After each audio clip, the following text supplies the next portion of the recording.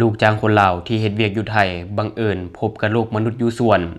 หลังเมื่อคืนผู้เกี่ยวเล่าว่ามีผู้หญิงมาเข้าฝันจนนำไปสู่การพบศพ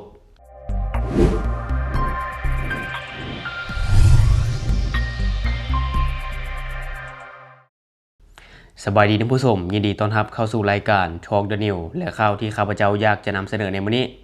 ก็คือว่าลูกจ้างคนลาวที่เฮ็ดเวียกอยู่ประเทศไทยบังเอิญพบกะโหลกมนุษย์อยู่ส่วนซึ่งผู้เกี่ยวเล่าว่าเมื่อคืนก่อนนั้นมีผู้หญิงมาเข้าฝันแล้วก็มาขอกินข้าวนำจนนำไปสู่การพบศพ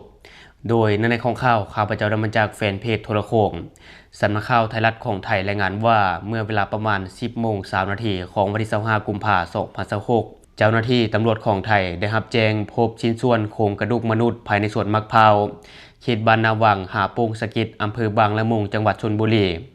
เมื่อไปฮอดจุดเกิดเหตุพบว่ามีชิ้นส่วนกระดูกของมนุษย์ประกอบด้วยหัวกะโหลก1หัวกกแขน2ท่อนสะโพก1ท่อนและอีกจำนวนหนึ่งแต่บอนพบอยู่ห่างกันประมาณ 40-50 เมตรและคาดว่าเสียชีวิตมาแล้วอย่างน้อย 2-3 เดือนเท้าจำกัดอายุ23ปีลูกจ้างคนลาวที่เฮ็ดเวียกในสวนและเป็นผู้พบโครงกระดูกดังกล่าวได้ให้การกับตำรวจว่าในช่วงเช้าได้มารดน้ำต้นมะพร้าวที่หากปลูกใหม่เนาะแล้วก็มาเห็นกระโหลกหัวคนทำอิฐคิดว่าเป็นของปลอมแต่พอเข้าไปเบิ่งใกล้ๆเห็นว่าแม่นแท้จึงรีบแล่นไปบอกนายจ้างมาเบิ่งนอกจากนี้ลูกจ้างคนลาวยังได้เล่าเรื่องแปลกๆให้ฟังเมื่อคืนก่อนที่จะพบกระดูกนี่นะฝันว่ามีผู้หญิงใส่ชุดขาวผมสั้นย่างมาบอกว่าหิวข้าวขอกินข้าวแด่แถมยังบอกว่าเราเนี่ยอายุ26ปีซึ่งในฝันตนเองก็พยายามจะหาของกินให้เรากินพอตื่นมาในตอนเช้าก็ออกมาเฮ็ดเวียกอยู่สวนและพบกับกะโหลกหัวคนจึงเฮ็ดให้ย้อนกลับคืนไปคิดพอว่าตนเองฝันและเชื่อว่าดวงวิญญาณมาเข้าฝันให้พบกับโครงกระดูกในเบื้องต้นเจ้าหน้าที่ตำรวจของไทยได้เก็บชิ้นส่วนกระดูกมนุษย์ทั้งหมดส่งไปทำการชันสูตรอย่างละเอียดอีกครั้งที่สถาบันนิติเวชโรงหมอตำรวจเพื่อตรวจสอบอัตลักษณ์บุคคลและก็สาเหตุการเสียชีวิตของศพดังกล่าวซึ่งว่าข่าวนี้ก็ถูกแชร์หลายในประเทศไทยและก็ในลาวเนาะซึ่งว่ากำลังเป็นกระแสเลยก็ว่าได้ซึ่งก่อนที่จะพบศพแรงงานลาวคนนี้ก็ได้เล่าว่าเมื่อคืนก่อนมีหญิงคนหนึ่งมาเข้าฝันใส่ชุดขาวอายุ20ปลายปีผมสั้นมาขอกินข้าวนำซึ่งผู้เกี่ยวก็พยายามหาของกินให้เรากินแต่พอตื่นเช้ามาเนาะก็ไปเฮ็ดเวียกอยู่สวนก่อนเลยนำไปสู่การพบโครงกระดูกซึ่งอันนี้มันก็เป็นความเชื่อส่วนบุคคลเนาะในเรื่องของคนตายมาเข้าฝันแนวนั้นแนวนี้ว่ามาบอกนั้นบอกนี้จนนำไปสู่การพบศพ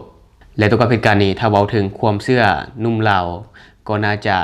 ไปใส่บาตรเฮ็ดบุญไปให้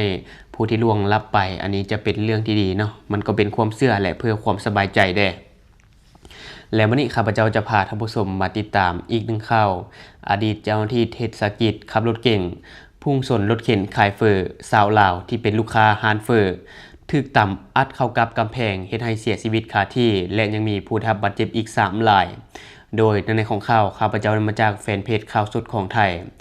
ในวันที่24กุมภาพันธ์2026เจ้าหน้าที่ตำรวจของไทยได้รับแจ้งเหตุว่า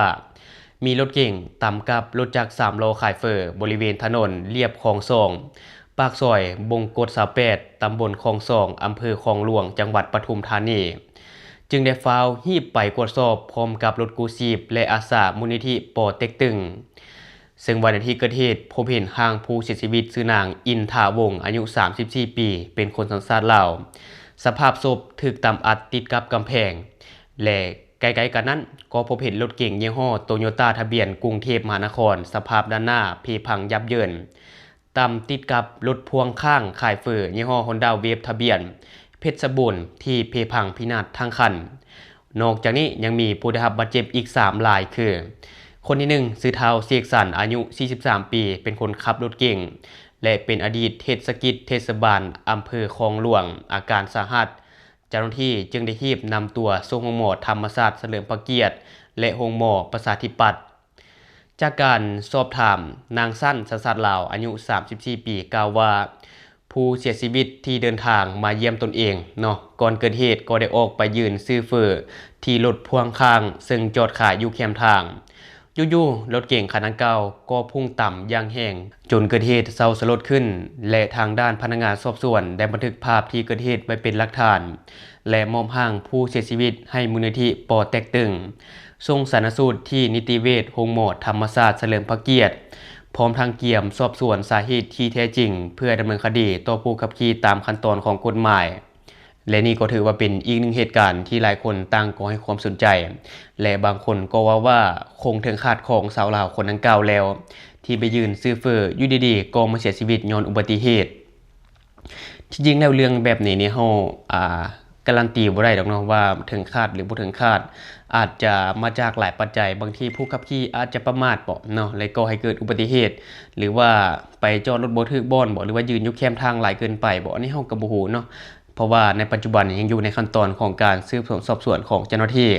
แต่ว่าในก็ตามข้าพเจ้าก็ต้องขอแสดงความเสียใจกับครอบครัวของผู้เสียชีวิตในครั้งนี้ด้วยและท่านผู้ชมคิดเห็นอะไรกับข่าวนี้ก็อย่าลืมเนาะคอมเมนต์บอกกันแด่และท่านผู้ชมที่อยากตามนิติเตียนก็อย่าลืมเนาะฝากไว้ภายใต้คอมเมนต์ของเราแล้วเราจะเข้าไปอ่านและก็ตอบแลกเป็นประสบการณ์นำกันอย่าลืมสนับสนุนกันโดยการกดติดตามช่องขอขอบใจ